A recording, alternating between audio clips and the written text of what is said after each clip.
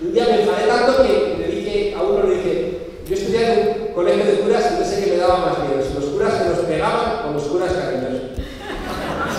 En cualquier caso, fijaos, lo que estoy trasladando es que hay mucha gente muy inteligente apropiándose del lenguaje para que miremos en una dirección y no miremos en otra. Y de repente te encuentras constantemente con una interpretación de la realidad a través de los medios de comunicación, a través de las películas, a través de los anuncios, donde nos ponen en una dirección y no en otra. Tenemos que dejar de ser analfabetos en esa dirección.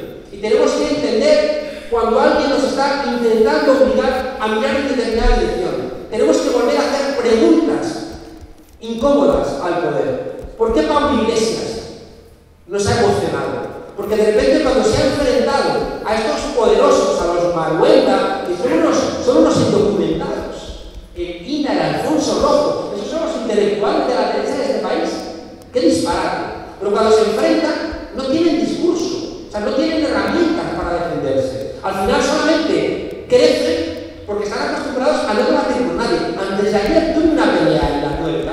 La Tuerca, no sé si sabéis, es un programa que hacemos en el diario público, una tertulia todos los días. Bueno, pues el jueves hice un programa sobre la Unión Europea como más académico, ¿no? Invité a expertos, profesores universitarios sobre el tema.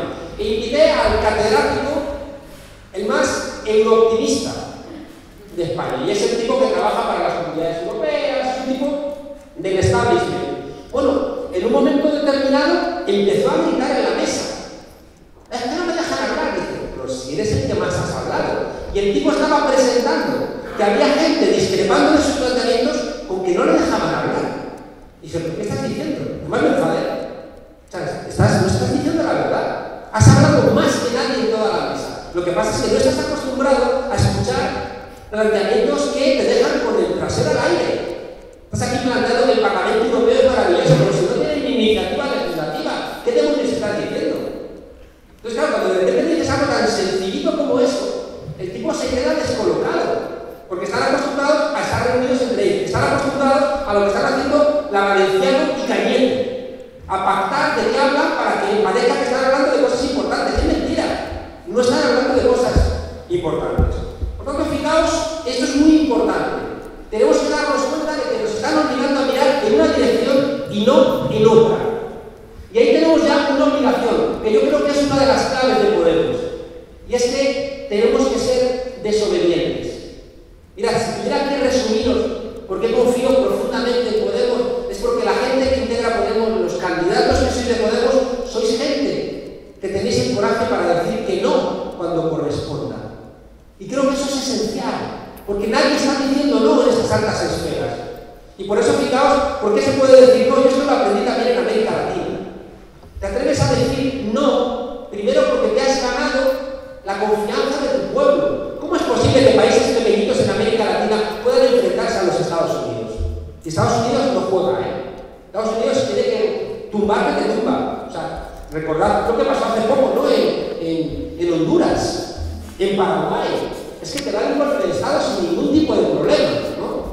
Entonces, para enfrentarte a esos sitios, tienes que tener mucha credibilidad con tu pueblo, porque tú no puedes tomar decisiones si no sale tu pueblo a apoyarte después. De nada sirve, y eso os lo digo ya, desde ya, de nada sirve que apoyéis a Podemos si pensáis que votéis a Podemos solamente para que os demos lo que ya nos da ni el PSOE ni el PP otra fuerza. Os diría que gracias, pero buscad otras fuerzas, porque Podemos va a ser útil el día 26 si estáis vosotros detrás para construir esta fuerza que sois vosotros.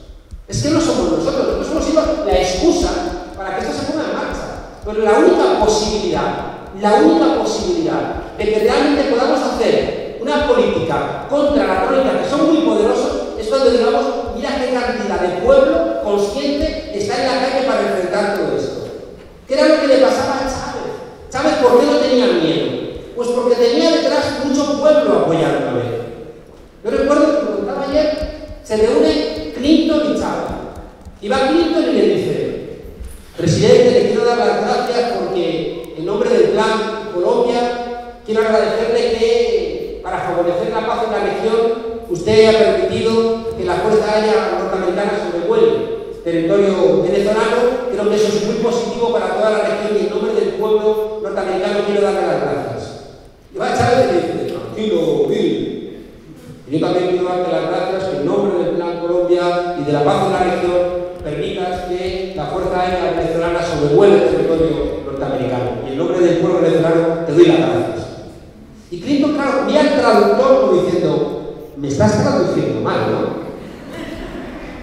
Este negro gorila de mierda no puede estar diciendo eso que me está diciendo aquí en mi cara, que soy el presidente de los Estados Unidos, ¿no?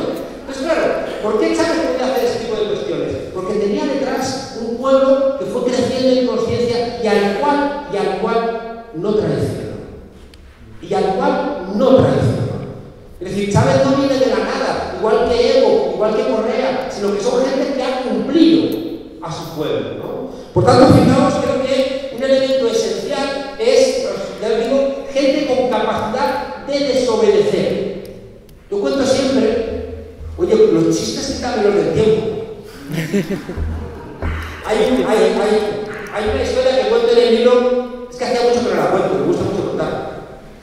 Me contó un cura colombiano que es la de Abraham. Cuéntala tú.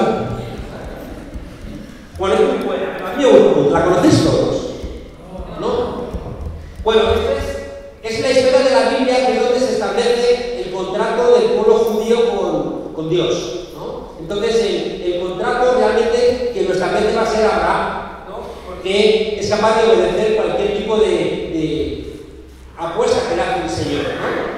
Entonces, noche cerrada en la ciudad de Canaán, y se oye una voz profunda, tenebrosa, de ultratumba que dice: Abraham, coge a tu hijo Isaac, llévalo al bosque y allí lo vas a sacrificar en nombre de tu amor a Dios Todopoderoso.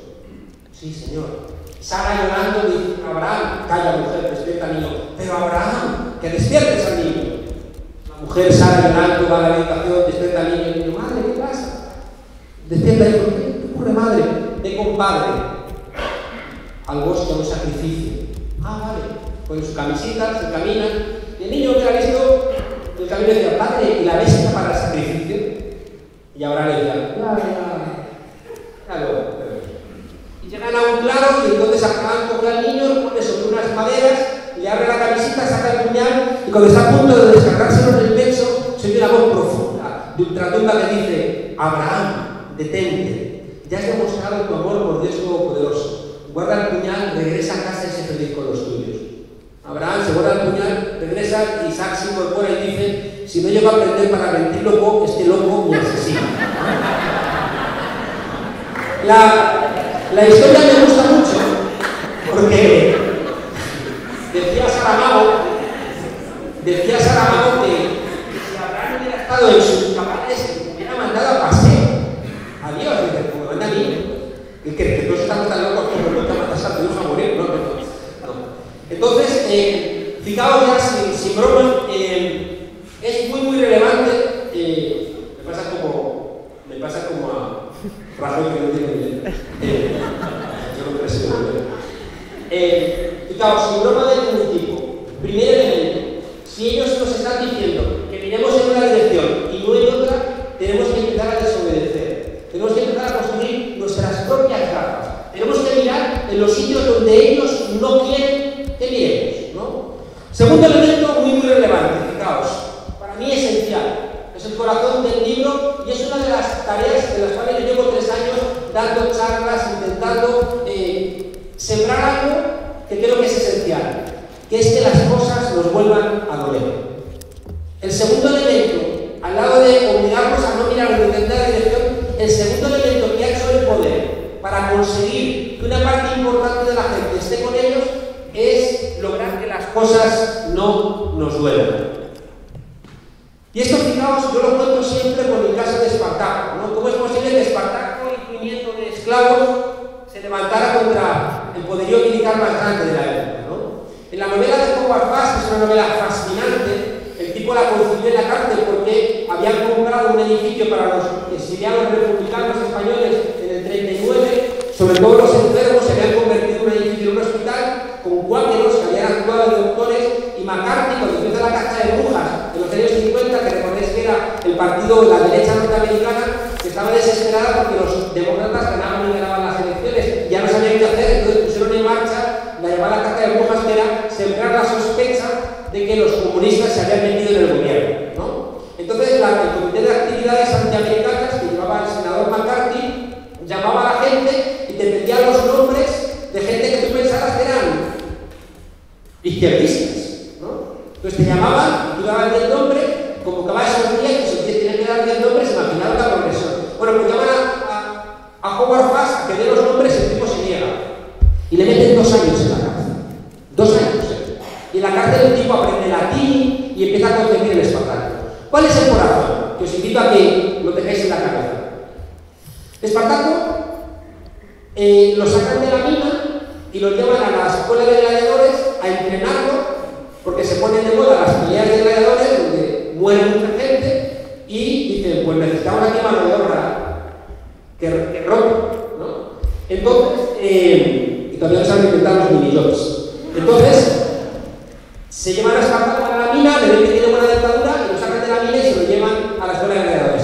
El problema no es ese, porque en la escuela de gladiadores le seguían dando con el látigo, comía un poco mejor, se sentía a gusto. El problema es que llega un tipo que es el que le hace clic en la cabeza. Llega Claxo, que era un esclavo que se había levantado y en vez de crucificarlo como hacían todos los esclavos, lo condenan a galeras.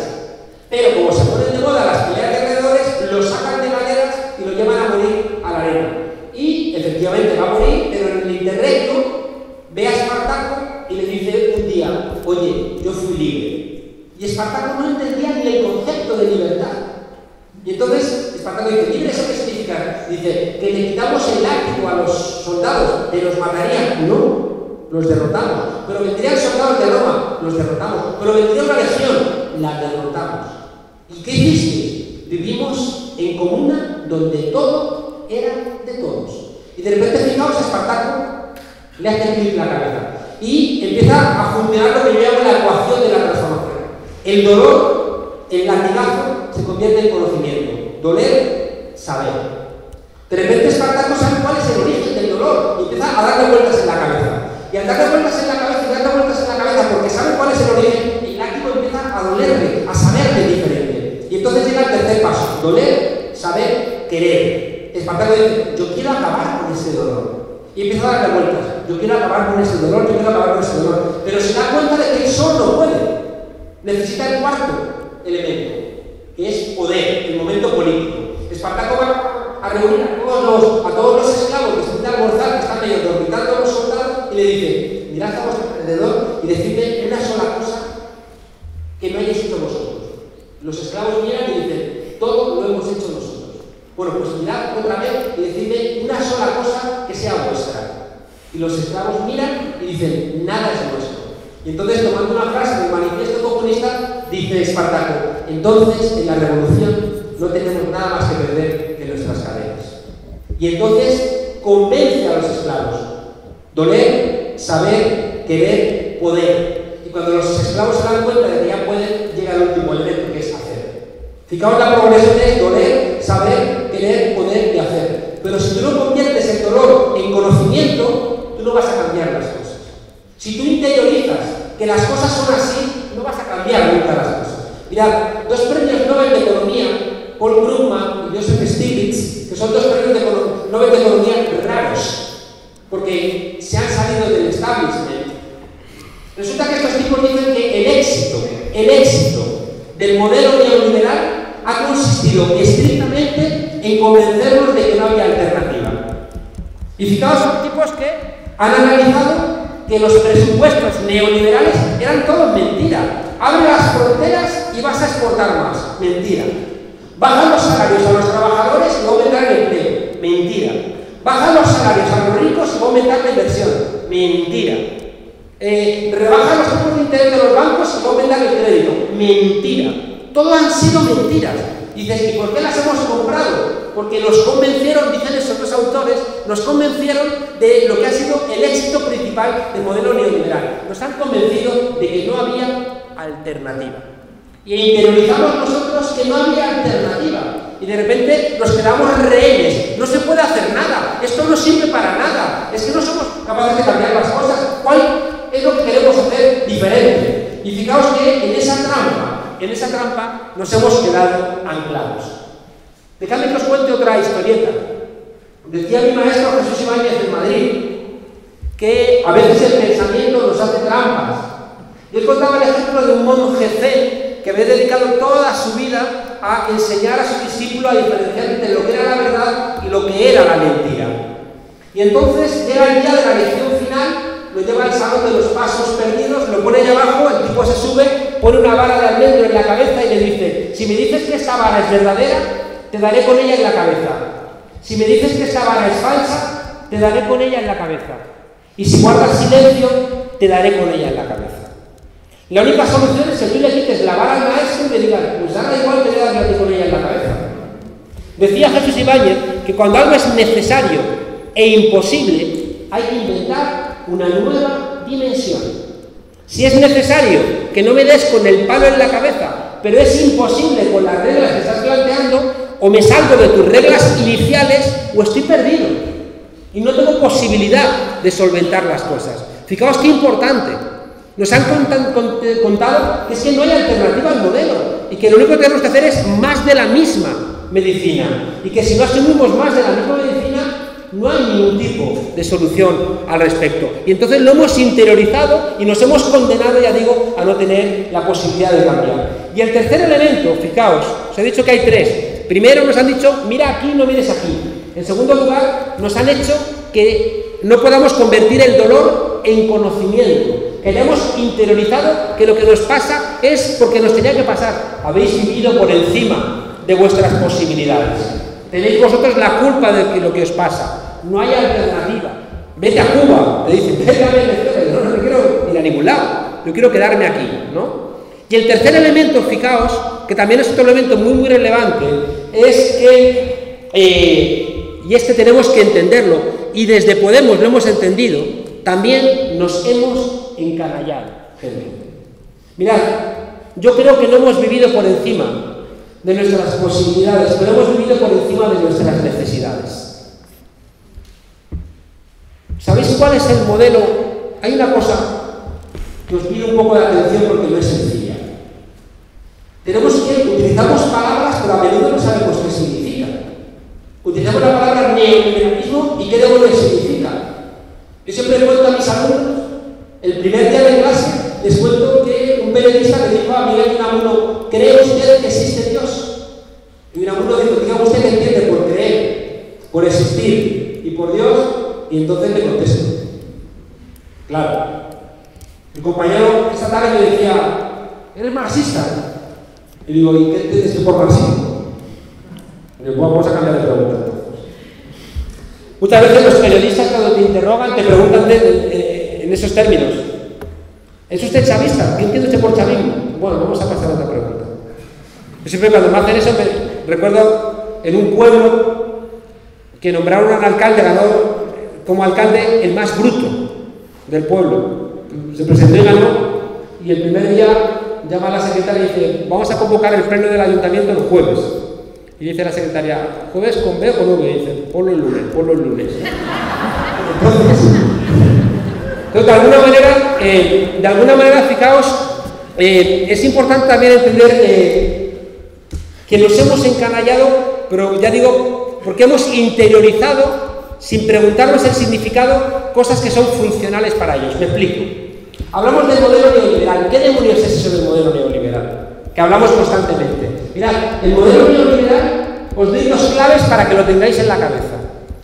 El modelo neoliberal es un modelo liberal neo, es decir, es un liberalismo renovado. ¿Y sabéis en qué se ha renovado? En algo que la izquierda no se enteró durante casi 40 años, como idiotas. Mirad, en los años 30 del siglo pasado, se reunieron los liberales y dijeron: oye, seguimos, como dicen los liberales clásicos, diciendo que no tiene que intervenir el Estado. Y los liberales inteligentes dijeron: tiene que intervenir el Estado. Recordad que había tenido lugar la crisis del 29 y el Estado tenía que intervenir en la economía, porque es que si no se iba todo al carajo. Entonces los liberales inteligentes dijeron: ¿pero cómo no va a intervenir el Estado en la economía? tiene que garantizar los contratos, garantizar la propiedad privada. Y otros liberales decían, no hace falta. ¿Sabéis los neoliberales? Y por eso en Estados Unidos, ser un liberal es ser un izquierdista. Porque los neoliberales eran los que dijeron que el Estado tiene que intervenir en la economía, pero tiene que intervenir al servicio del sistema capitalista. Y la izquierda ha estado durante 40 años, desde los años 80 en concreto, diciendo, es el fin del Estado. Los liberales, los neoliberales quieren acabar, fijaos, ¿cuántas veces habéis escuchado esta frase?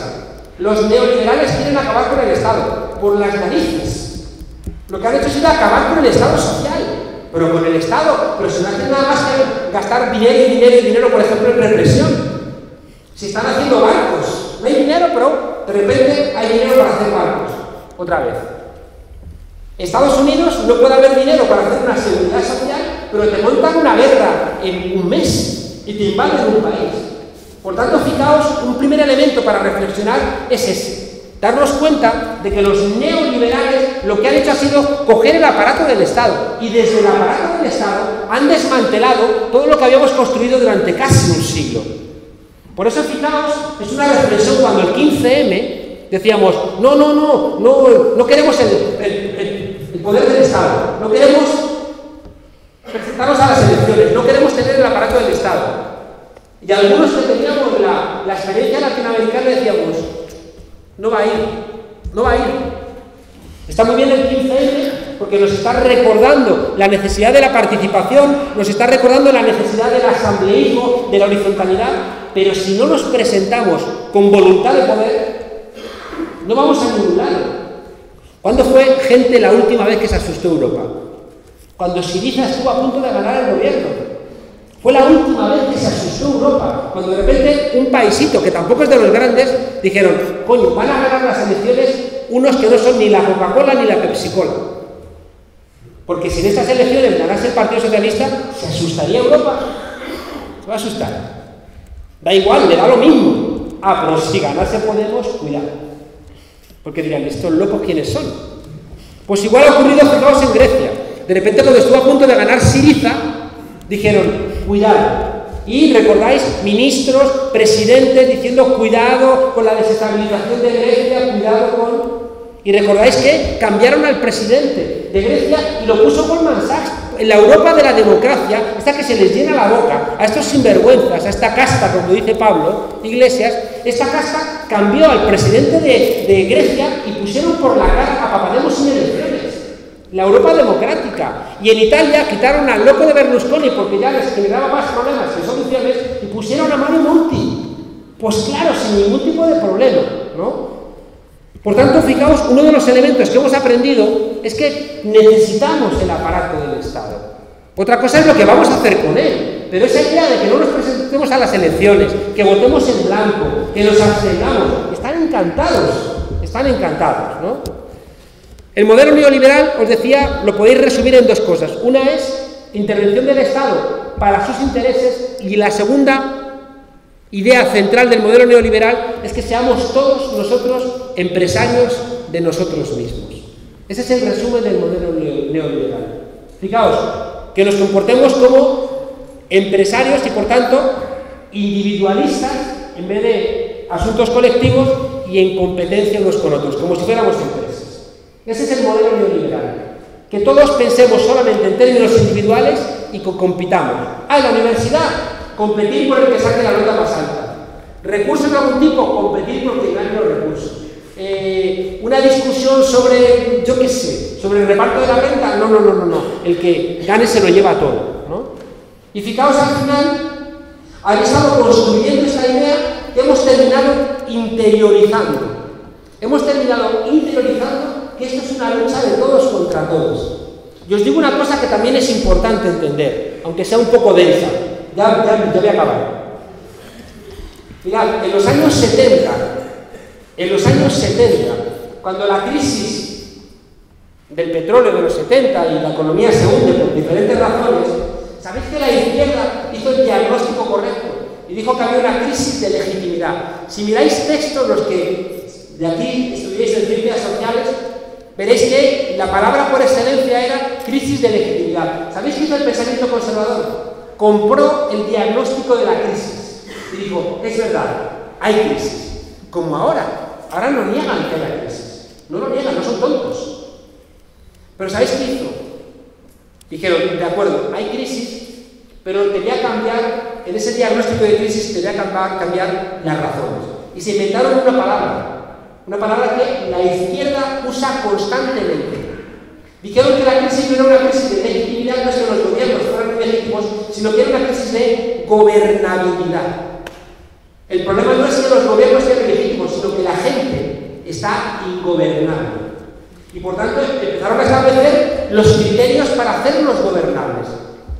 Hay un tipo que se llamaba Lewis Powell, que en el año 68, desesperado de la derecha norteamericana, lo iba a hacer después Nixon, presidente del Tribunal Supremo, juez del Tribunal Supremo. El juez Powell dijo, el sentido común norteamericano, el sentido común es demócrata. Y o cambiamos la manera de pensar de la gente o no vamos a llegar a ningún lado. Y el tipo dijo, en ese memorándum Powell, que es bastante famoso, dijo, hay que cambiar la manera de pensar de los norteamericanos. Hay que conquistar Hollywood. Hay que convertir los parlamentos en órganos técnicos. Hay que vaciar de ideologías los partidos políticos. Para vaciar los partidos políticos de ideología, tienen que financiar los partidos, no los militantes, sino el sector privado y el sector público. Hay que darle mucha más cancha a los ámbitos de discusión técnica. Hay que controlar universidades, profesores, becas, traducciones, seminarios, fundaciones. Y después, ¿sabéis dónde cuaja esto?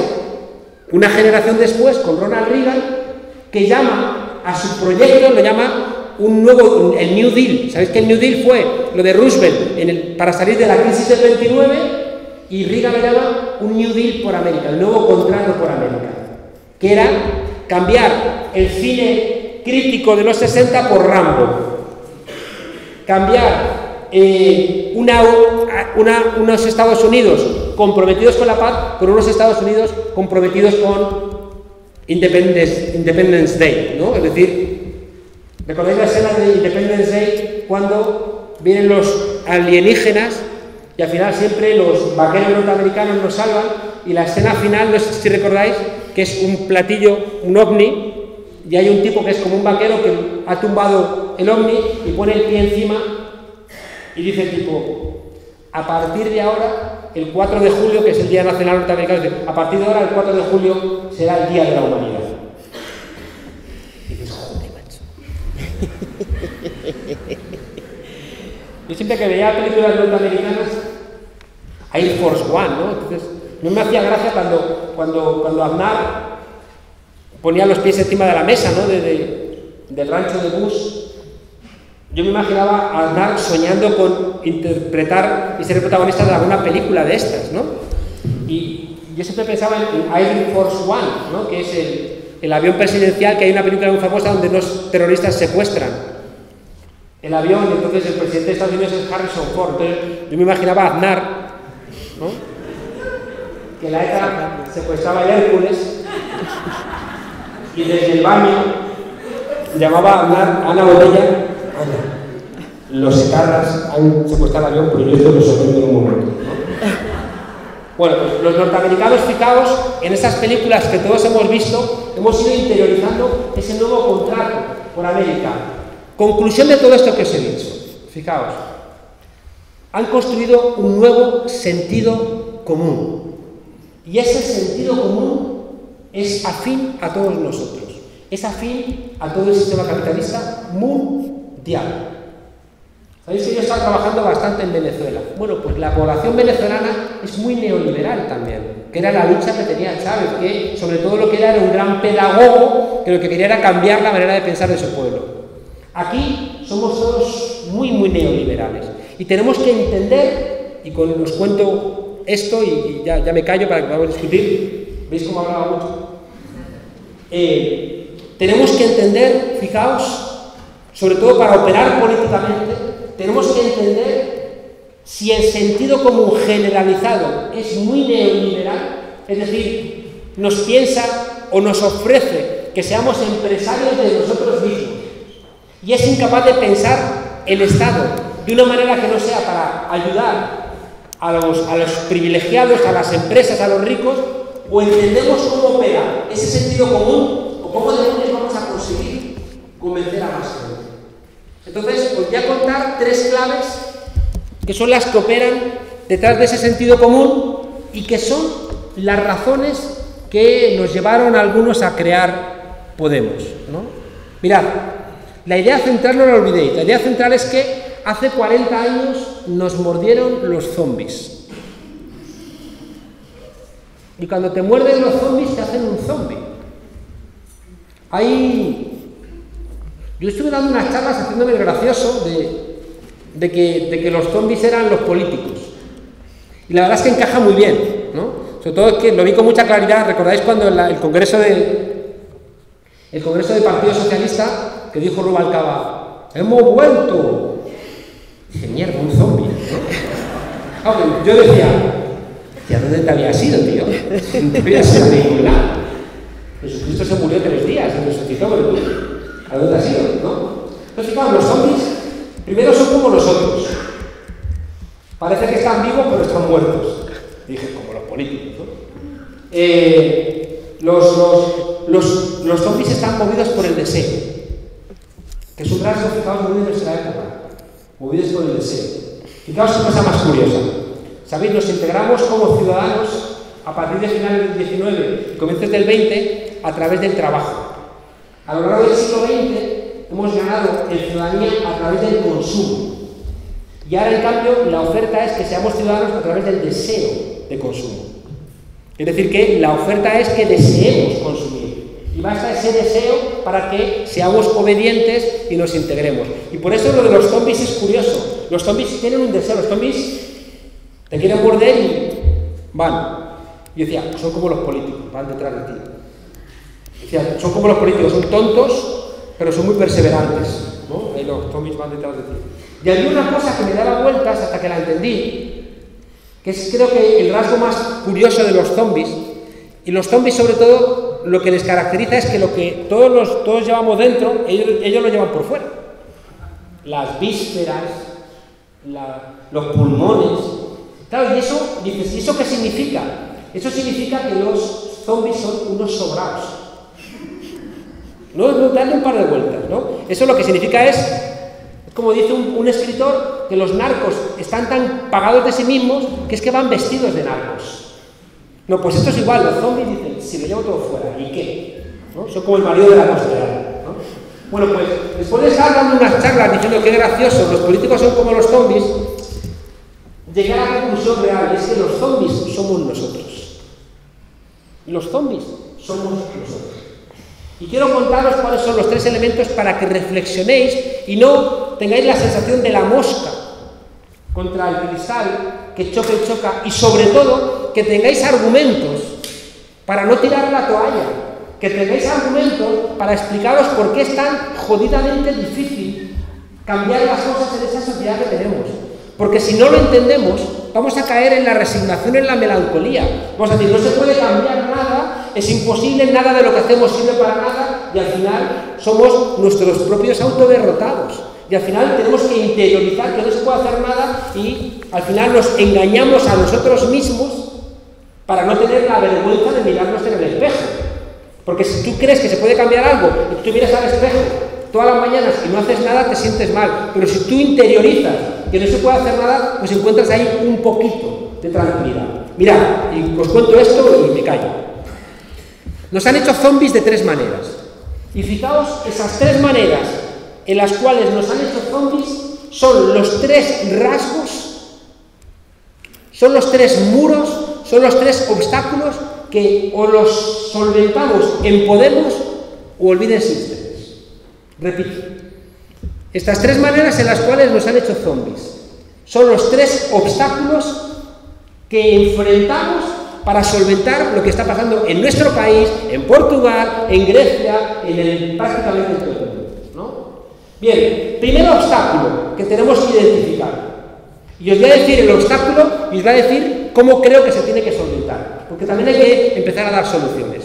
Luego, si queréis, al final, en el debate, podemos hablar de políticas concretitas para Europa. No hay ningún tipo de problema. Pero me interesa mucho, ahora que tenemos un rato de debate, que no tenemos estos espacios de poder debatir estas cosas, me interesa que veáis las cosas profundas. No deciros, hay que bajar el superávit de Alemania. Vale, ¿no? Entonces es más sencillo, prefiero que discutamos este tipo de cuestiones. Mirad, el primer muro que tenemos que saltar es el más evidente. Es el de los canallas que están envalentonados. Primer muro. Es decir, tenemos que identificar a los sinvergüenzas, que no son el 1%, son el 10%. Los canallas, cuidado, son esta gentuza que son los corruptos, los que corrompen, son estos encorbatados que el otro día, que eran todos, qué curioso, hombres y blancos y ricos, que se reunieron con Rajoy. Esa gente que son un porcentaje muy alto del Producto Interior Bruto de España, pero no se compara ese porcentaje del PIB ni con los impuestos que pagan ni con el empleo que crean, Es decir, son gente que tiene mucho dinero, pero no se traduce realmente en la riqueza de nuestro país, ¿no? Es una vergüenza que no estuvieran ahí, por ejemplo, los representantes de la pequeña empresa, que son los que realmente generan empleo en España. Ahí tenían que estar. En cambio, es más importante que estén estos tipos que tienen todo su dinero en los paraísos fiscales. Fijaos, es muy importante entender que aunque sean solamente el 10%, tienen el poder. Tienen los medios de comunicación, tienen los partidos políticos, tienen los jueces, tienen los diplomáticos, tienen las relaciones internacionales, tienen la jerarquía de la Iglesia Católica. Ahora están descolocados porque el Papa ya no está con ellos. Y están ahí como... Yo siempre digo que la prueba evidente de que este Papa es raro, en comparación con Benedicto XVI o Juan Pablo II, es que la frase que más dice todo el mundo de él es: este va a durar poco, ¿no? Entonces, como un Papa que... Elder Câmara, que era un obispo brasileño, decía: si cuido de los pobres, me llaman santo, pero si pregunto por qué son pobres, me llaman comunista, ¿no? Entonces este Papa ha empezado a preguntar, ¿no? ¿Y por qué tienen que ser pobres? Y después dicen, sí, no hagas preguntas. Doler, saber, querer, poder y hacer. Si empiezas a preguntar cosas, empiezas a despertar cuestiones. Bien, fijaos cómo se combate a estos malos. Primero, sabiendo que son los malos. Sabiendo que son los malos. No que son los prohombres de la patria. Sabiendo que son los malos. No siendo rehenes de ese discurso que nos los presenta como los héroes de la patria. Que no es verdad. En segundo lugar, fijaos, porque quiero terminar, os lo resumo en una frase. ¿Qué tenemos que hacer con los malos? Los malos que son egoístas, son la gente que va a preferir el orden a la justicia, son, ya digo, la gente que no paga impuestos, son los defraudadores, son los corruptos. Lo que tenemos que lograr, fijaos, contra esta gente que quieren hacer otra vez de España, la España de los santos inocentes, lo que tenemos que lograr es que el miedo cambie de bando. ¿Qué significa esta frase? Llevamos mucho tiempo repitiendo y que le ha puesto música nuestro amigo el Neva, de los chicos del mundo. Mirad, recordáis todas y todos, en 2008, Sarkozy y Merkel, cuando se hunde Lehman Brothers, dando una rueda de prensa que obligaron a Obama a estar, donde dijeron: hay que ir hacia un capitalismo más humano. Mirad las hemerotecas. ¿Sabéis por qué? Porque estaban convencidos de que la gente iba a salir a la calle a colgarlos de las faldas. Estaban convencidos. ¿Sabéis que hace 2 años, igual, plantearon la tasa Tobin? ¿Sabéis que la tasa Tobin es un impuesto muy pequeñito sobre los productos financieros estos especulativos? Antes de ayer dijeron que no, que al 2016. ¿Por qué hace 2 años plantearon la tasa Tobin? Porque estaban convencidos de que hacían algo o la gente iba a colgarlos de las farolas. ¿Qué quiero decir con que el miedo cambie de bando? ¿Que tenemos que ejercer la violencia contra ellos? No, no y no. Fijaos que le daríamos 10 años más de oxígeno al sistema, 10 años más de oxígeno, si empleáramos la violencia. Sería un error. Al que le interesa ahora mismo la violencia es al poder. Estamos convencidos, lo hemos visto, que en muchas manifestaciones quienes empiezan a tirar las piedras son policías infiltrados. ¿No recordáis aquel que le pillan y dicen, soy compañero, soy compañero? Compañero. ¿Recordáis? Es decir, ¿por qué? Porque lo hemos visto el otro día. 20 personas, te montan un pollo y una manifestación de 1,5 millones de personas desaparece. Por tanto, la violencia, fijaos, no es ahora mismo ningún tipo de apoyo a los cambios. Sin violencia somos mucho más. Entonces, ¿qué demonios significa que el miedo tiene que cambiar de bando? Significa, fijaos, que el poder sepa con claridad de lo que somos capaces. Fijaos, esto que os estoy diciendo para mí es el corazón de lo que me hace ser esperanzado. Yo soy un pesimista, pero soy un pesimista esperanzado, o un optimista trágico. Soy un pesimista, ¿sabéis por qué? Porque los poderosos son muy poderosos, muy poderosos. Tienen los periódicos, como os digo, tienen las universidades, tienen el conocimiento, tienen las películas, los anuncios, tienen todo. En cambio, fijaos, y esto es de lo más importante que quería compartir con vosotros, nos tiene más miedo de lo que nosotros somos capaces de pensar que les podemos influir.